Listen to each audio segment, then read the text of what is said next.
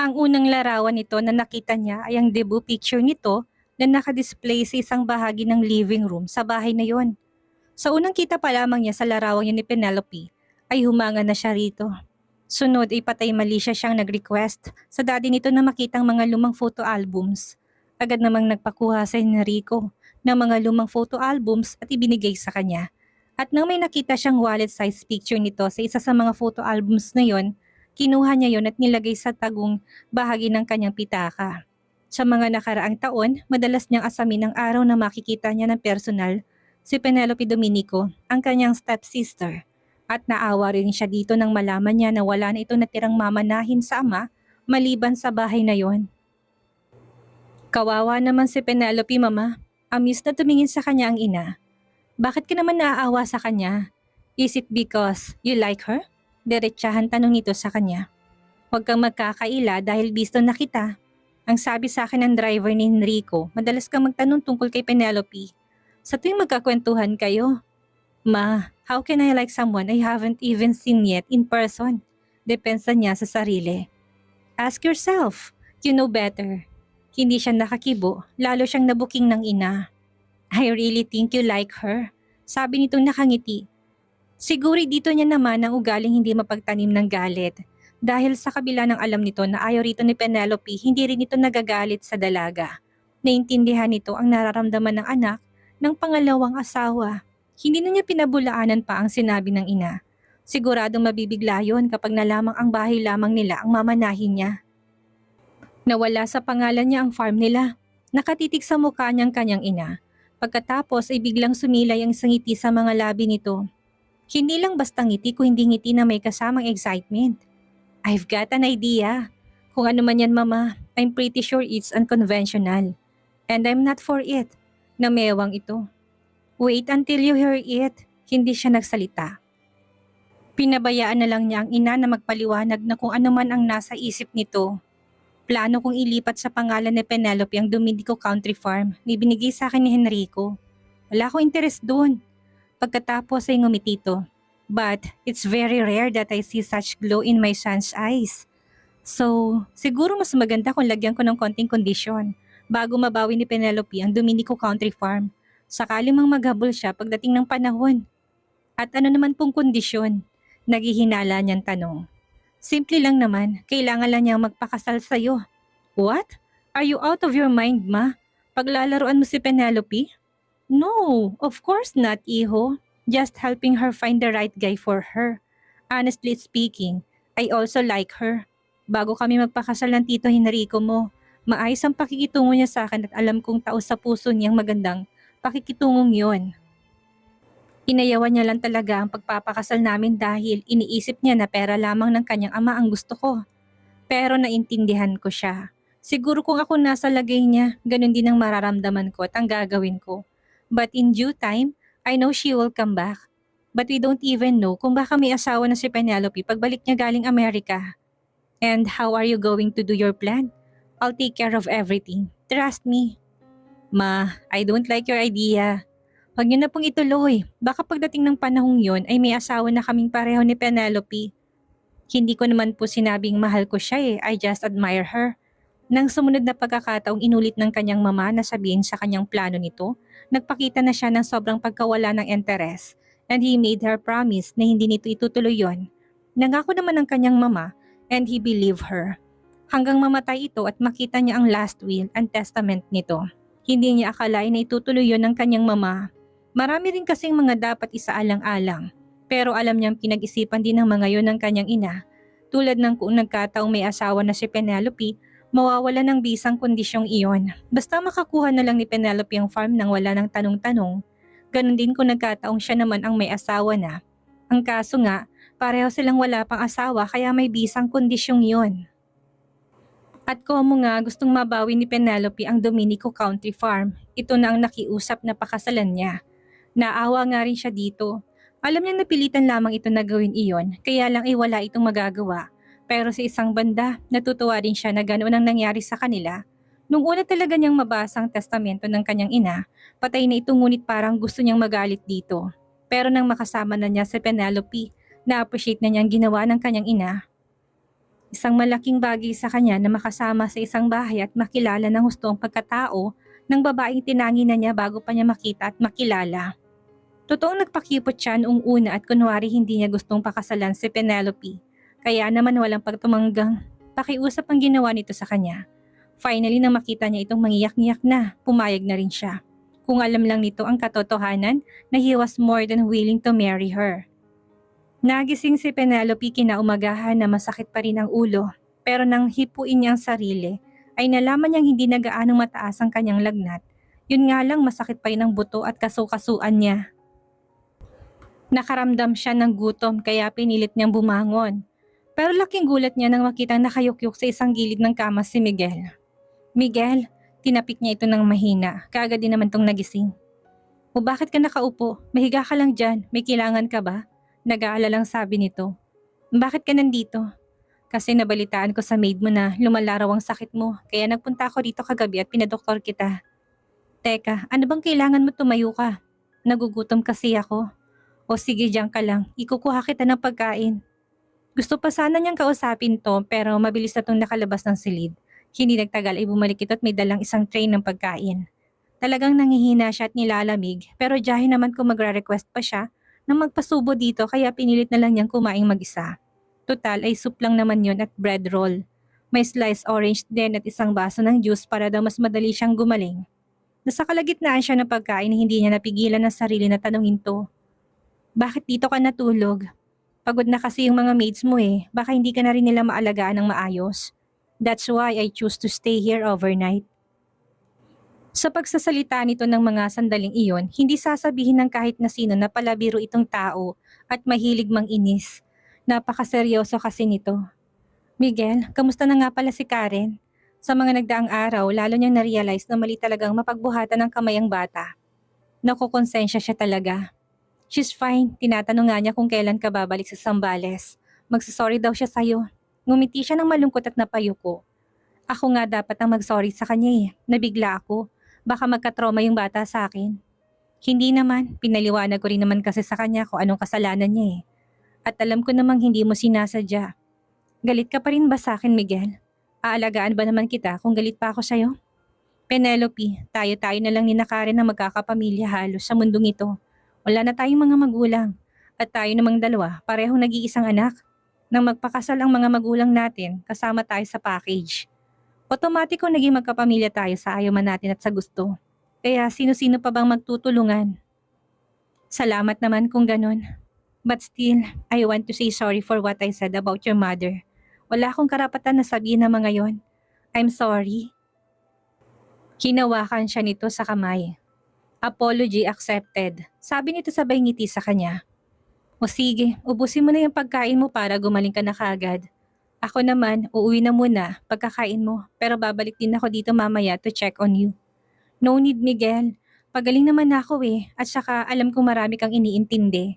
Ayoko nang dagdagan pang mga yon. At saka Martes ngayon, you are supposed to be in Sambales, hindi ba? Hindi ako uuwi ng Sambales na hindi kita kasama. Kabilin-bilinan sa akin ng kapatid natin, isama kita sa pagbabalik ko. Kaya magpagaling ka na para makabalik ka na doon. Isa pa, kaya ako lumuwas ay dahil sa'yo. Para makipag-ayos sa'yo. Kaya nga dumiretso ako kahapon dito sa bahay mo. Nang sinabi sa akin ng maid mo na dumalaw ka sa sementeryo, sinundan na rin kita. Mabuti naman pala't naisip kong sundan ka, kung hindi lalo ka siguradong nabasa ng ulan at lalo nagkasakit. Salamat uli Miguel ha. Don't mention it. Nang gumaling siya ay sumama nga siya kay Miguel na umuwi sa Sambales. At hindi tulad ng dati nagbabangayan sila, ngayon ay nagbibiruan pa sila nito habang nasa biyahe. Pagdating nila doon ay sumalubong kaagad sa kanila sina Aling Tina at Minda. Nasa likod ng mga ito si Karen na parang kiming lumapit sa kanila. Nakita agad niya ito siya na ang lumapit dito dahil alam niyang natatakot pa rin ito sa kanya. Karen, may pasalubong ako sa iyo, magiliw niyang sabi dito. Pagkatapos nilabas niya mula sa kotseng isang giant stuffed toy na nagsasalita ng I love you. Kapag pinipisil ang palad. You like it? Tumango ito tinalikan siya. Hindi na po kayo galit? Umiling siya at niyakap ito. Hindi na Karen, hindi na. Nakatingin lamang sa kanila si Miguel habang nangingiti. Alam niyang natutuwa ito na makitang natutunan na rin niyang maging magiliw sa kanilang kapatid. Nang sumunod na mga araw, hindi muna ulit nag-aalis si Miguel ng Sambales. Sa totoo lang ay napakarami niyang dapat na asikasuhin sa Maynila at sa ibang probinsya kung saan may naiwan din na kabuhayan ng kanyang ina. Pero hindi niya magawang umalis dahil gusto niyang samantalahin ng panahon na nakikihalubilo sa kanila si Karen, si Penelope. Kasabay nila itong kumain, manood ng TV, mag-swimming at sumasama pa sa kanila sa pamamasyal. Matagal na niyang gustong mangyari yon at lihim siyang nagpapasalamat ngayong natutupad na yon. Yun nga lang, hindi niya alam kung hanggang kailan mangyayari ang ganon dahil kapag nakompleto ng 2 taon ng pagsasama nila, alam niya mas pipiliin ni Penelope na bumalik sa Amerika at doon na muling magtrabaho. Pero kung siya ang tatanungin, ayaw na niyang bumalik pa ito doon. Mag-isa lang ito doon at walang kamag-anak. Walang titingin dito at higit sa lahat, mapapalayo sa kanila ni Karen. Mapapalayo sa kanya. Ngayon niya lubos na naintindihan ang testamento ng kanyang ina. Maaring kaya 2 taon ang inilagay nitong haba na dapat na maging pagsasama nila ay para bigyan sila ng pagkakataong matutuhan na ring mahalin ng tuluyan ng isa't isa. Pero kung buhay lamang ang kanyang mama ngayon, magugulat to kapag nalamang hindi na niya kailangan pa ng 2 taon para matutuhang mahalin ng tuluyan si Penelope dahil matagal niya na itong mahal.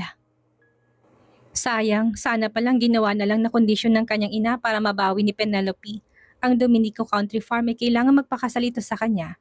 Mamuhay sila bilang tunay na mag-asawa at kailangan hindi sila magkahiwalay. Oras na magkahiwalay sila, mawawala sa pangalan ni Penelope ang farm at syempre ayaw nitong mangyari yon. Kaya mapipilitan tong makisama sa kanya. It may sound selfish but that was the only way he could keep her. Isasama sana nila si Karen sa camping na yon pero nagkalagnat ito at nag-alala silang mabinat at magkasakit ulit ito kapag nahamugan. Kaya sila na lamang dalawa ni Miguel ang nagpunta sa beach ng gabing iyon at nag-bonfire. They were going to spend the night there. May tig-isa silang tent na dala. Medyo may kalamigan ng gabi dahil nga tabing dagat at nagdi-Desyembre pa, kaya makapal na jackets ang suot nila para makatagal sila doon. Ewan niya kung napansin nito na sa kabila ng pinagplanuhan nilang camping na yon, parang wala naman siyang gana. Ang una kasi nilang ginawa ay ang set up ang mga tents nila. Pero pagkakabit ng mga yon, nagpaalam siya rito na maglalakad-lakad lang sa dalampasigan. Hindi na niya ito tinulungan sa paghahanda ng pagkain nila. Siguro nga hindi pa nito nahalata ang sobrang niyang kalungkutan. Kalungkutan dahil nalalapit ng kanilang paghihiwalay. Pagkatapos ng mga nalaman niya, ang kapal naman ng mukha niya kung ipagpapatuloy pa rin niya ang paghahabol sa Dominico Country Farm. Hindi na niya itutuloy yon dahil kahit saang anggulo niya tingnan, wala na siyang karapatan doon kung tutuusin. And she's prepared to do the next best thing. Ang umalis na lang at ipagpatuloy ng tahimik na pamumuhay sa ibang bansa. Ang bahay naman na minana niya sa ama ay i-maintain pa rin niya. Hindi niya ibebenta yun dahil may sentimental value sa kanya. Siguro bukod sa 2 caretakers na naroon, ipapakisuyo niya kay Miguel na tingnan nito yon paminsan-minsan.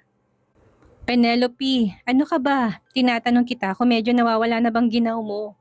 Kasi kung hindi pa, dadagdagan ko ng kahoy itong siga para lalong umapoy. Ha? May sinasabi ka ba? Pasensya ka na, may iniisip lang kasi ako. Matagal siyang tinitigan ni Miguel. Pagkatapos ay tinigil itong ginagawa at umupo sa tabi niya. Ano naman ang iniisip mo? Huminga siya ng malalim. Ayaw pa niyang ipaalam ditong katotohanang nalaman niya at ang plano niya dahil halos kilala na niya ang pagkatao nito. Alam niyang hindi man siya pigilan ito na bumalik sa Amerika. Ipipilit naman ito na ibalik sa kanya ang Dominico Country Farm. Kaya siya na mismong gagawa ng paraan para magkahiwalay sila. Babalik siya sa Amerika at saka makikipaghiwalay rito. Nakaplano ng lahat. May nakausap na siyang abogado na mag-aayos ng lahat kapag nasa Amerika na siya. Basta makakatanggap na lang ito ng annulment papers isang araw. That way, hindi na niya makukuha pang farm nila na sigurado niyang ipipilit itong maibalik sa kanya. After that, matatahimik na siguro siya sa Amerika. Wala, iniisip ko lang kasi kung kamusta na kaya mga kaibigan ko sa States. Pagsisinungaling niya. Namimiss ko na kasi sila eh. Sumilay ang mapanuksong ngiti sa mga labi nito. Mga kaibigan o ang nobyo mo? Wala akong boyfriend dun. Ayoko ng culture ng westerners. Mga liberated. Kaya ayoko magka-boyfriend o magkaasawa ng taga roon. Kahit may mga binatang Pilipino na dun lumaki, ayoko.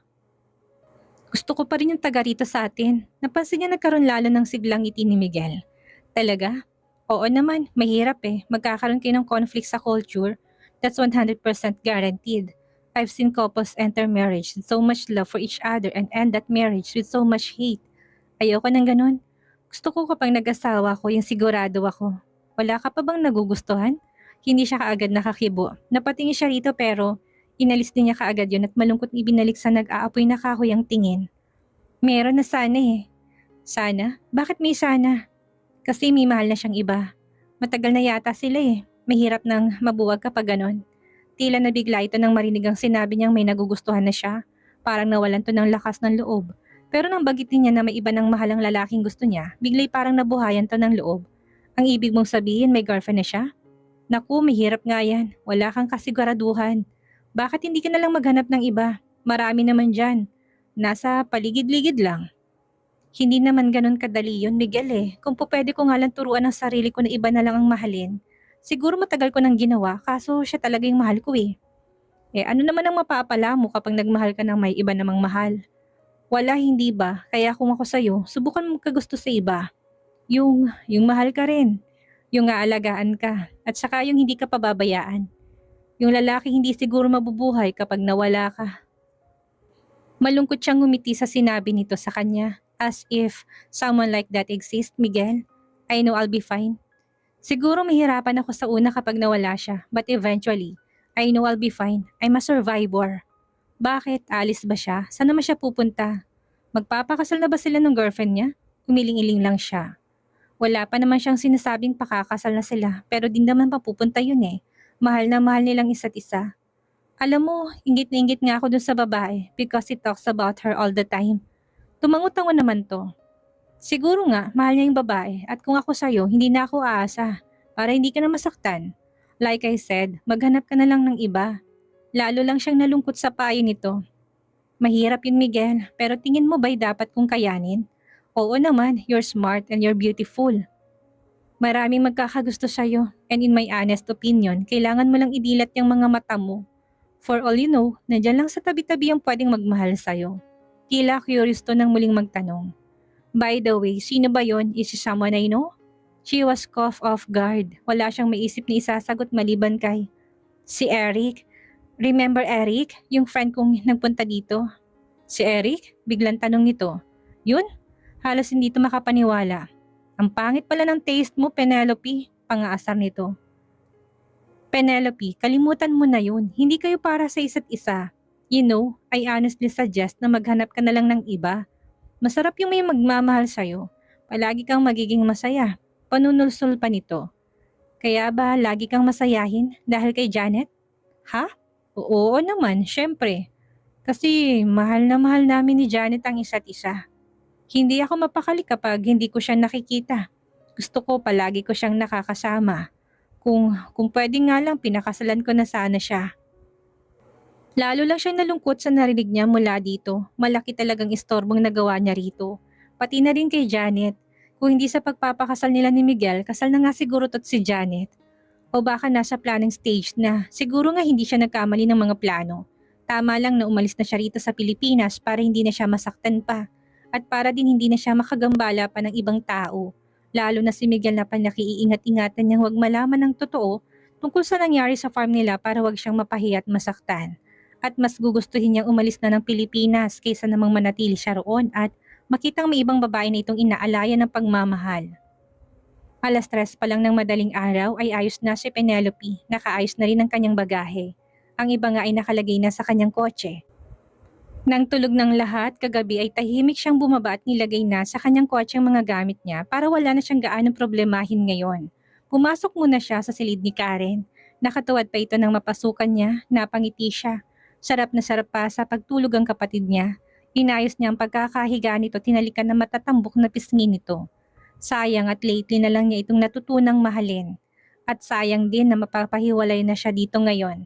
Siguro balang araw magkakasama rin sila ulit kapag nasa ayos ng lahat sa buhay niya. Nasa dulong silid ni Miguel. Lumapit siya sa tapat noon at nilusot sa ilalim ng pintong sulat niya para dito. Pagkatapos ay nagmamadali na siyang lumabas ng bahay patungo sa kanyang sasakyan.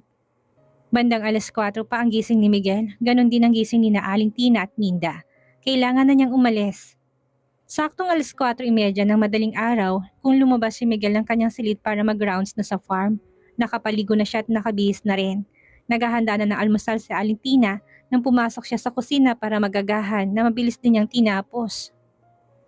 Palabas na siya ng bahay nang maalalang nakalimutan niya ang kanyang jacket.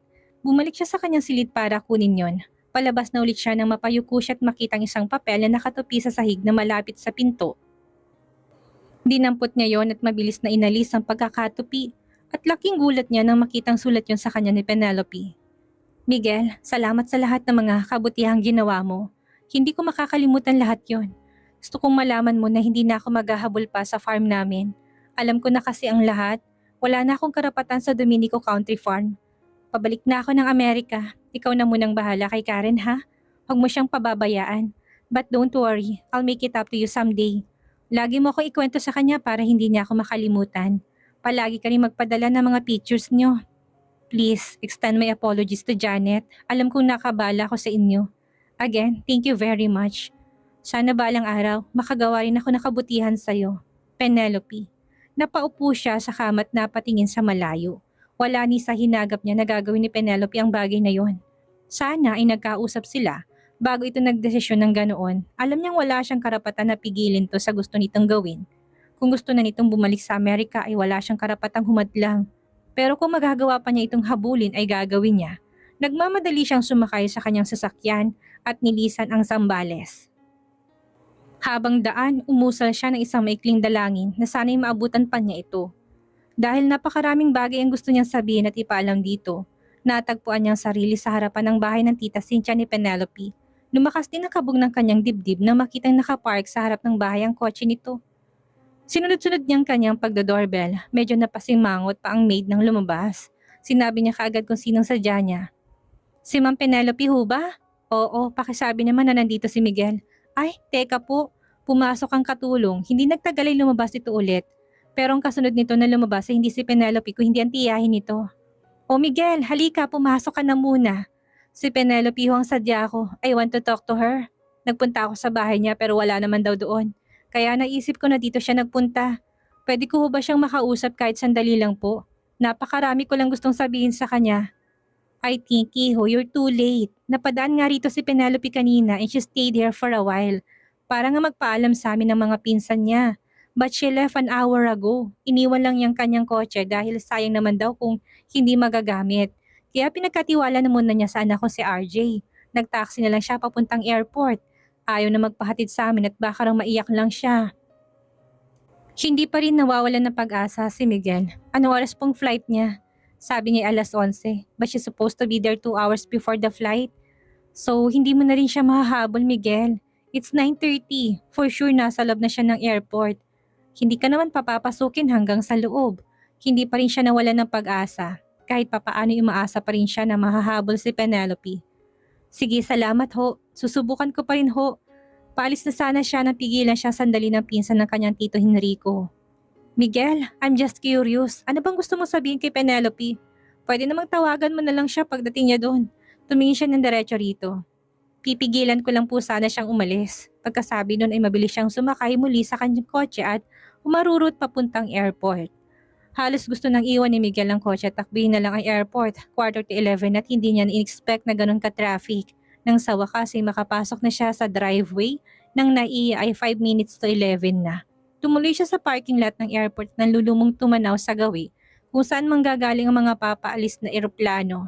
Saktong 11:00 na may makita nga siyang eroplanong lumipad papaitaas. Sinundan niya yun ng tanaw hanggang pwede niyang tanawin. Nang kainin na ng ulap ang eroplano at mawala na sa kanyang paningin, parang wala siya sariling pumasok na siya sa kanyang sasakyan. Nasa eroplanong yun si Penelope at kailangan tanggapin niya na wala na ito. Although kanina he was hoping against hope na sana'y magkaroon ng milagro, maabutan niya ito at mapigilan. Malungkot siyang nagmaneho palabas ng airport, nakalabas na siya nang hindi sinasadya na may napansin siya sa kanyang side mirror. Babae, nakatayo sa sidewalk at tila nag-aabang ng sasakyan. At parang kamukha ni Penelope, tinigil niyang kotse sa isang tabi pinakatitigan ng nakitang babae. Parang may sariling isip ang kanyang mga paa na bumba ng sasakyan na mapagmasdan niyang mabuti. Natuwa siya dahil si Penelope ang babaeng yun. Penelope! Nagulat siya nang makita si Miguel. Miguel, ano ginagawa mo dito? Hinahabol kita, seryosong sabi nito. Penelope, hinahabol kita. Gusto kitang pigilang umalis. Let's just stay here. Tayo ni na Karen. Ngumiti siya. Hindi mo na ako kailangang pigilan, Miguel, dahil hindi ko rin magawang umalis because of Karen and because of you, Penelope. I'm sorry, Miguel. Alam ko namang mali because you already have Janet, but I want you to know that I tried to suppress my feelings for you. Kaya lang, wala eh. Hindi ko kaya. Kahit ganyan ka, kahit lagi mo kong iniinis, kahit na lagi tayong magkaaway, natutuhan pa rin kitang. Nahiya siya na ituloy ang gustong sabihin. Malungkot siyang ngumiti. Pero huwag kang mag-alala, Miguel. Hindi ako manggugulo sa inyo ni Janet. Hindi magtatagal, may matatanggap ka ng annulment papers. Buti yun para magkahiwalay tayo at maharap na ninyo ni Janet ang isa't isa. Malaking abala ng nagawa ko sa inyo, lalo na sa'yo. Kumunot ang noon nito. Oh, what are you talking about? Sino naman may sabi sa'yo na gusto ko makipaghiwalay sa'yo? Hindi siya kaagad nakasagot, bagkus ay nagtanong lang ang kanyang mga mata. Inilabas nitong pitak at pinakita sa kanyang litrato niya na nasa pinakatagong bahagi nun. Kinuha ko yan ng walang paalam 4 years ago. At kahit na magpapalit-palit ako ng pitaka, kahit na saan ako magpunta, palagi kong kasama tong larawan mo, Penelope. I've been loving you for years now. Hindi pa tayo magkakilala, mahal na kita. Sa tingin mo, papayagan ko umalis ka na lang sa buhay ko ng basta-basta? Miguel, hindi siya makapaniwala habang nakatingin sa kanyang larawan. Hindi ako papayag na basta mo na lang akong iwan. At kahit na magbalik ka ng Amerika, susundan pa rin kita doon. Hindi ko papayagang mapunta ka sa iba. But what about Janet? Janet is a good friend of mine since college, as I've told you. But she's just a friend. Kuntsaba ko siya at nagkunwari kami magnobyo because I want to make you jealous, that's all. Niyakap siya nito. Tila wala tong pakialam kahit na nasa daan sila at pinagtitinginan ng mga nakakakita. Please, don't leave me. Matagal kitang hinintay. Mahirap naman kung litrato mo na lang ang mamahalin ko buong buhay ko. Paano tayo niyan? Pareho tayong kapatid ni Karen, natatawang sabi niya. Tapos mag-asawa rin tayo? Hindi ba magulo? Hayaan mong masirang ulo ng ibang tao sa kakaisip. Problema na nila yun. Nang marinig niya ang mga katagang iyon, puno ng damdaming yumakap siya rito. Pagkatapos ay magkahawa kamay nilang tinungo ang sasakyan. Dito na po nagtatapos ang maikli nating kwento. Maraming salamat po sa lahat na sumuporta at sumubaybay. Muli magkita-kita po tayo sa susunod pa nating istorya.